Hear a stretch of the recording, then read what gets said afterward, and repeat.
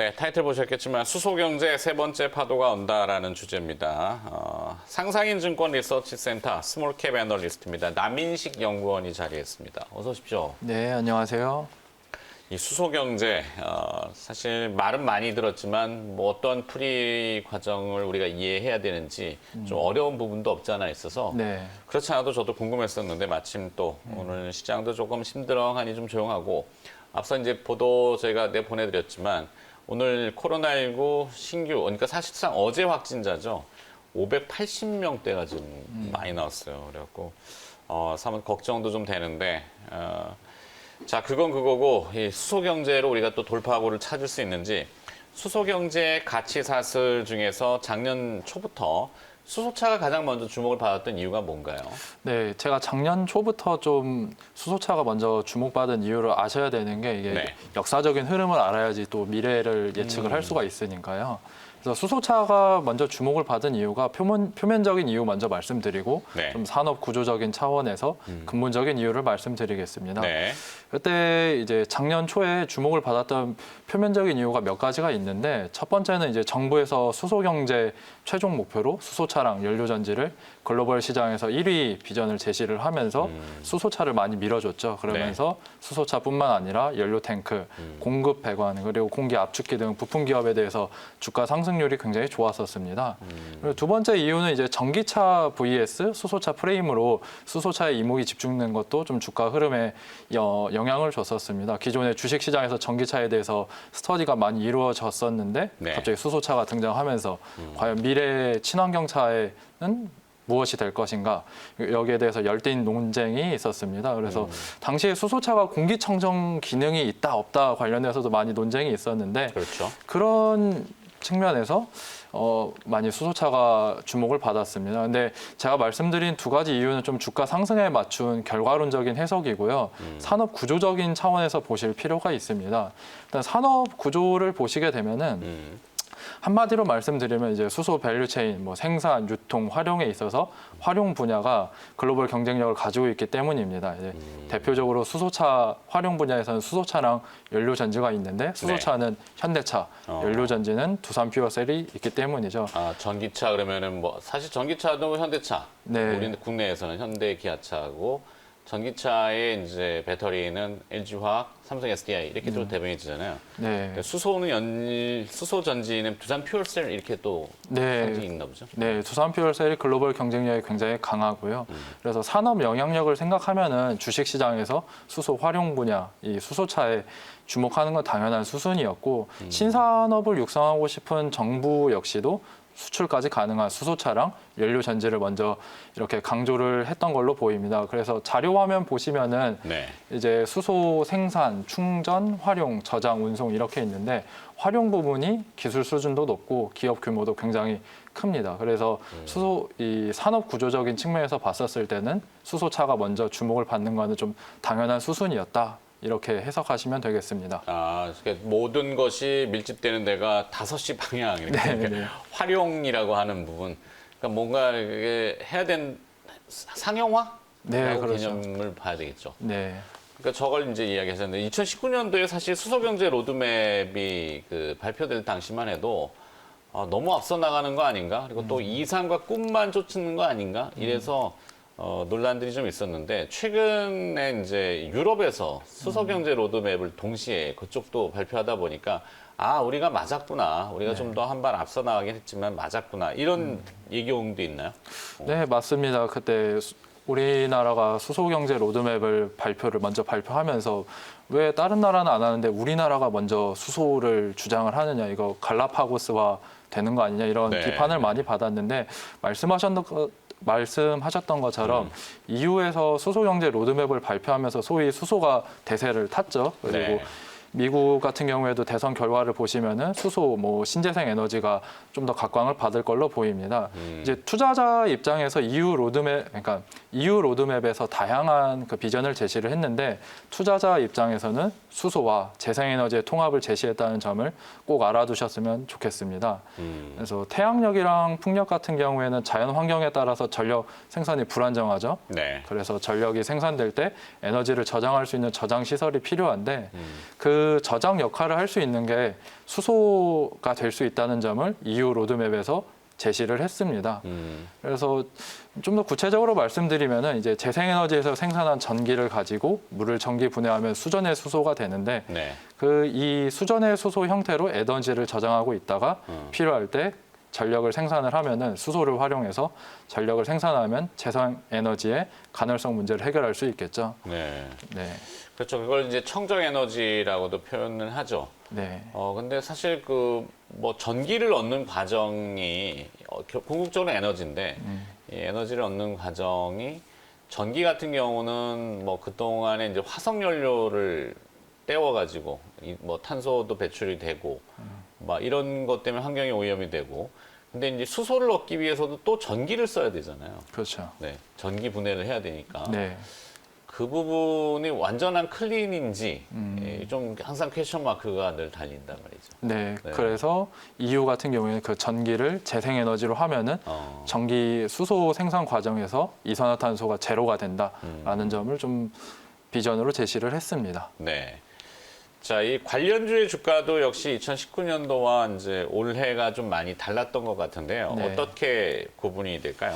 그렇죠. 2019년 같은 경우에는 수소차 위주로 주가가 상승을 했는데 네. 올해 같은 경우에는 특이하게 수소 관련주 혼자서만 주가가 상승한 게 아니라 풍력이나 태양광 같은 신재생 에너지와 연료전지 관련주가 동반해서 주가 상승이 나타났다는 게 특징적입니다. 네. 그래서 앞서 말씀드렸던 것처럼 EU 로드맵에서 수소랑 재생에너지 결합을 제시를 했는데 주식시장 역시 이 점을 좀 많이 반영을 한 걸로 보입니다. 그래서 여기서 얻을 수 있는 교훈은 이제 주가 상승이 수소만 있는 게 아니라 수소 생산, 유통, 활용 전반적인 가치사슬 측면에서 투자 전략을 수립을 해야 되겠구나. 네. 이렇게 좀 교훈을 얻을 수가 있겠습니다. 그러면 이제 수소차, 신재생 에너지, 뭐 하여튼 그런 세 번째 파도라고 네. 이렇게 써놓으셨는데 네. 세 번째 파도가 뭘까? 이게 궁금하네요. 네, 이제 앞으로 세 번째 파도는 저는 이제 수소 생산에 주목해달라고 좀 말씀드리겠습니다. 여러 가지 이유가 있는데 간단하게 말씀드리면은 수소 차량 연료전지를 보급하면 할수록 그 연료인 수소 그 자체에 대한 수요가 증가하게 됩니다. 그렇죠. 네, 탄소 경제에서 석유의 위상이 이제 수소 경제에서는 수소가 전략 자원으로 위상이 올라갈 걸로 보이고 있습니다. 그래서 구체적으로 좀 말씀드리면은 수소 수요가 증가하고 있는데 생산량은 지금 부족한 걸로 예측하고 있습니다. 국내에서 이제 부생수소 외부 공급량이 한 28만에서 33만 톤까지 공급할 걸로 보이고 있는데 2022년에는 수소 수요가 47만 톤까지 증가할 걸로 정부에서 제시를 했습니다. 네. 이제 수요는 47만 톤이고 공급은 33만 톤, 즉 수소 공급이 좀 부족할 수 있는 상황입니다. 그래서 이미 정부나 연구단체에서도 이 점을 많이 인식하고 있어서 여기에 대해서 좀 새로운 정책이 나올 걸로 보이고 있고요. 그러니까 수소 공급이 늘릴 수 있는 정책이 나올 수 있겠죠. 그래서 조심스럽게 좀 내년에 수소 경제 로드맵 2.0을 발표를 하는데 수소 생산 관련해서 좀 생산을 어떻게 할 것인가 정책이 나올 걸로 보이고 있습니다. 네. 자, 국내 수소 생산은 2030년도까지 추출 수소를 활용할 계획이다. 이렇게 표현이 됐는데 사실 그렇죠. 수소를 많이 이렇게 뭐 물에서 이제 얻는다고 하는데 뭐 바닷물도 얘기하고 뭐 많이 무한 자원이다. 라고 이렇게 하는 건 알겠는데 그 수소를 어디서 얻을 거냐. 네, 그래서 추출 수소를 활용할 계획이다. 이걸 좀 더 부연 설명해 주신다면. 네, 제가 조금 더 정리를 해드리면 이제 네. 수소는 생산 방식에 따라 가지고 부생 수소, 그리고 수전의 수소, 추출 수소로 나뉩니다. 부생 수소 같은 경우에 이제 바이 프로덕트에서 철강이나 석유화학 공정에서 부산물로 생산되는 게 부생 수소고요. 네. 수전의 수소는 말씀드렸던 것처럼 재생에너지를 통해서 전기를 생산을 하고 즉 그 전기로 물 분해를 하게 되면은 수소가 생산되는 게 수전의 수소입니다. 그리고 앞으로 말씀드릴 추출 수소 같은 경우에는 천연가스에서 수소를 추출했다 해서 추출 수소입니다. 네. 근데 정부에서는 2030년까지 전체 수소 생산 중에서 50% 정도를 추출 수소로 조달하겠다고 그 비전을 제시를 했습니다. 이유가 몇 가지가 있는데 이제 현실적으로 추출 수소가 다른 방식 대비해가지고 운송비를 줄일 수 있는 장점이 있습니다. 정부에서 제시한 그 수소 도매 가격을 살펴보시면은 생산 단가 감소보다 운송 비용 감소 폭이 더 큽니다. 그래서 수소 도매 가격을 낮추려면은 운송 단가를 낮춰야 되는데 추출 수소가 운송비를 줄일 수가 있는 거죠. 그 운송비를 낮추려면은 이제 트럭으로 운송하는 것보다 파이프라인으로 운송해야 되고 그리고 수소 생산지와 수요지랑 거리가 짧아야 되는데 추출 수소가 이 점에서 강점이 있습니다. 그래서 추출 수소는 말씀드렸던 것처럼 그 천연가스에서 수소를 추출을 하는데 우리나라 같은 경우에는 도시가스 보급률이 85%에 가까워가지고 이미 그 천연가스 파이프라인 인프라가 많이 구축이 되었죠. 네. 그 천연가스 파이프라인을 활용을 하면은 추출 수소도 운송비를 줄일 수가 있습니다. 자료가 있다는 것 같은데 자료를 좀 보면서 추가 네. 얘기해 볼까요? 그 자료 화면이 이렇게 보시게 되면은 생산 단가가 2020년부터 2040년까지는 1,000원 정도밖에 감소 안 하는데 네. 운송 비용이 5,000원에서 1,000원을 감소시키려고 이제 비전을 제시를 했습니다. 그래서 말씀드렸던 것처럼 추출 수소 같은 경우에는 천연가스 파이프라인이 이미 가지고 있기 때문에 운송 비용을 획기적으로 줄일 수 있는 방식이고요. 그래서 정부도 추출 수소를 많이 밀고 있는 상황입니다. 추출 수소. 네. 그렇죠. 천연가스. 그러면 이런 수소 경제 흐름을 감안했을 때 주목할 만한 기업이 몇 가지가 또 있을 수 있는데 네. 가장 탑픽 기업으로 보시는 건 어떤 기업입니까? 저는 한국가스공사를 타픽으로 제시를 합니다.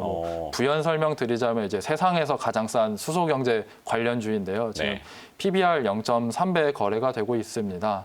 기존 천연가스 도매 사업 같은 경우에는 성장률이 좀 제한이 되고 유가 하락에 따른 자원개발 사업부 손상 차손으로 밸류에이션이 굉장히 낮은 가격에 거래가 되고 있는데요. 네. 그래서 한국가스공사는 아시다시피 천연가스 도매 사업을 하면서 전국적인 파이프라인 인프라를 갖추고 있습니다. 그래서 추출 수소 생산이랑 유통에서 중요한 역할을 담당할 수밖에 없는 거고요. 그래서 구체적으로 좀 말씀드리면 한국가스공사 세 가지 좀 역할이 기대가 됩니다. 첫 번째로는 이제 추출 수소 생산에 필요한 천연가스 수요가 증가할 걸로 보이고 있고요.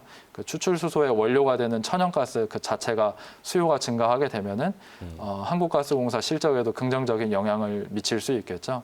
그리고 구체적으로 제가 좀 계산을 해봤는데 네. 2030년 기준으로 보면은 기존 천연가스 수요 대비해서 한 7에서 10% 정도 추가적으로 수요가 애드온 될 걸로 보이고 있습니다. 두 번째로는 천연가스 공급망을 따라서 수소 추출기를 구축을 하면은 수소를 생산할 수 있는 그런 비즈니스 모델도 새로 나올 수 있고요. 세 번째로는 2030년까지 4.7조를 투자해가지고 수소 인프라를 확충할 계획입니다. 이처럼 수소 생산에서 유통까지 신규 사업을 추진할 걸로 보이고 있는데 아직 주식시장에 PBR 0.3배 봤었을 때는 네. 이런 신규 사업 포트폴리오 기대감은 반영이 안 된 걸로 보입니다. 액면가 5,000원에 시가총액은 2조 7천억. 네. 주가는 뭐 많이 무거웠다가 이제 최근 한 2달 사이에 조금 반응 이 정도네요. 그죠. 사실 전기차가 많이 공급이 되면은 전기 파는 회사 한전을 봐야 된다. 이 네. 논리가 예전에 제가 좀 했다가 네. 아주 욕을 많이 먹었는데 한전 주가도 엄청 무겁잖아요. 그렇죠. 주주 입장에서 보면은 이 한국가스공사도 이렇게 약간 겨눌질하게 되는데 그렇죠. 결국에는 이 천연가스 그 원소 기호가 제가 지금 CH4 맞나요? 천연가스, 네, 맞습니다. 그죠? 네. CH4가 이제 메탄가스이고 네. 거기서 이제 산소를 때려 넣는 게 아니라 산소를 집어 넣으면은 네. 그게 이제 수소 분리하고 수소가 H2 두 개 분리하고 네. 그다음에 CO가 남으면은 그게 이제 산소를 넣어서 CO2 네. H2O 네. 물 나오고 네. 일산화탄소 나오고 이게 네. 공식이 맞나? 나 이제 언뜻 생각이 나서 네. 산술적으로 이제 화학식 기호를 이제 떠올려봤는데 이건 나중에 이건 시간이 지금 다 돼가지고 질문은 공식적으로 다 했는데 시간이 좀 남았어요. 그래갖고 여쭤보는 거예요. 자 그러면 이제 이 사실 또 궁금한 거는 당위성은 있어 보여요. 한국가스공사가 네. 가스를 뭐 들여와서 결국에는 원료를 팔는 거니까. 네. 그러면 이게 각 가정마다 공급되는 도시가스. 네. 네. 도시가스와 그다음에 가정용 요즘 뭐 보일러들 있잖아요. 그것이 이제 수소 연료 요천지. 네, 그런 것들이 가정용으로도 들어올 수 있나요? 그렇죠. 근데 그거 같은 경우에는 가정용 연료 전지를 생산하는 기업을 보셔야 되고요. 네. 한국가스공사는 그 파이프라인 인프라 측면에서 바라보실 필요가 있습니다. 그렇죠. 그래서 아까 말씀하셨던 것처럼 좀 주가가 무거운 이유가 지금 단기적으로 보면은 유가 흐름에 따라 가지고 주가가 많이 연동이 되고 있습니다. 아, 그래서 조금 최근에 주가가 오른 이유도 네. 유가가 상승할 거라는 기대감 때문에 한국가스공사도 조금 올라가고 있는 상황이고요. 네. 제가 제시한 이 수소 경제 비전 같은 경우에는 좀 장기적으로 바라보실 필요가 있습니다. 한 1년, 2년 정도 바라보셔야지 그 꽃을 피울 것 같고요. 네. 네, 그래서 단기적으로 보시게 되면은 유가 흐름에 집중하라고 말씀드리고 싶습니다. 알겠습니다. 네. 하여튼 뭐 가정용 수소 발전기, 뭐 미코 이런 것도 가끔 네, 얘기하길래 두산 퓨얼셀은 산업용, 네. 그리고 S 퓨얼셀은 가정용. 가정용으로도 네. ESS라고 해야 되나? 그거랑은 조금 좀 다릅니다. 다르긴 개념이 다르군요. 네. 알겠습니다. 궁금한 건 많은데 다음에는 한번 조금 더 추가적으로 네. 부탁을 좀 드려볼게요. 네. 네, 오늘은 네, 수소 경제와 그다음에 그 개념 그리고 실제 또 시장에서 많이 주목은 안 받지만 수소의 원료를 대는 회사 한국가스공사까지 들어봤습니다. 상상인증권 리서치센터의 남인식 스몰캡 애널리스트였습니다. 고맙습니다. 네.